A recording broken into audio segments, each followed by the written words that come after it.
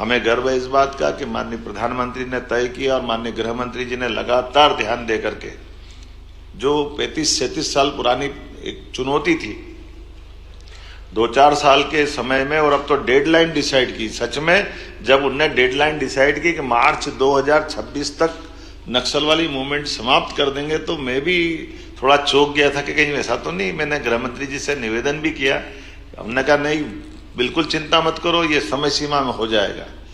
बड़ा सुन के अच्छा भी लगा। लेकिन बीते साल जब बात की, क्योंकि मैं अपने राज्य की दृष्टि से अगर देख के बताऊंगा तो आप सब जानते हैं हमारा भौगोलिक रूप से इतना बड़ा मंडला बालाघाट डिंडोरी का क्षेत्र, जिसमें रिजर्व फॉरेस्ट इतना बड़ा, ऐसे में 25-30-40 लोगों को खोज के निकालना यही चुनौती रहती। और वो फॉरेस्ट के इलाके में जब मोबाइल टावर काम नहीं करते हैं, बिजली की लाइन के भी संकट रहते हैं, जंगली जानवर चारों तरफ बिखरे हुए, गांव की अंदर की भी स्थिति कैसी है कि लगातार 20-25 साल तक लाल सलाम ने जो माहौल बनाया कि फॉरेस्ट के अधिकारी से लेकर के सारे लोग, लेकिन ये सौगात भी मिली कि पहले तो हमारे अपने भी इस घटनाक्रम में बहुत दर्दनाक हादसे हुए।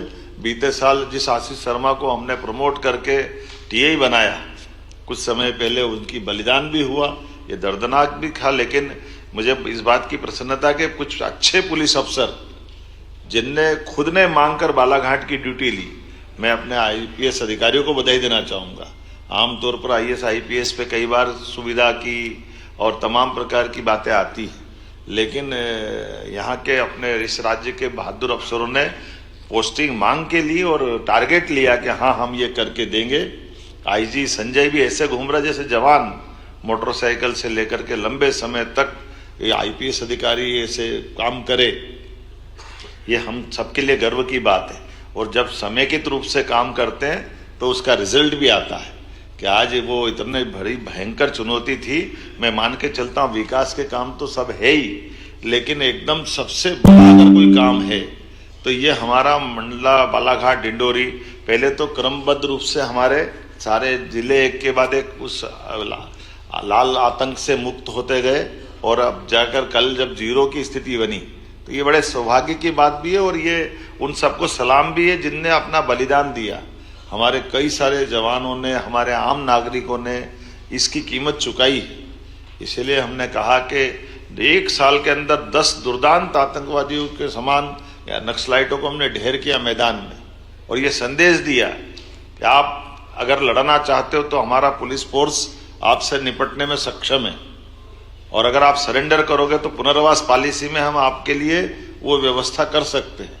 और ये दोनों नीतियों का कारगर रूप बना के हमारे लिए कुछ हमने जब मोबाइल फोन उनके टेप सुने थे तो आखिरी में तो ऐसी स्थिति बनी थी कि दलों के अंदर इस बात की होड़ लगी कि पहले सरेंडर कौन कर रहा है। और हमने आखिरी परिणाम देखा कि 42 दिन में 42 सरेंडर हुए और 10 नक्सलाइटों को ढेर किया। तो ये एक बहुत बड़ी चुनौती थी पुलिस के लिए और प्रशासन के लिए। अब ये अलग बात है कि अब हम वापस उस बालाघाट मंडला डिंडोरी के अंदर जिन भी कारणों से ये पनपा फैला था, हम उसको अंदर से उस तरह के तंत्र को भी मजबूत करें कि दोबारा ये सांप अपना फन नहीं फैला सके।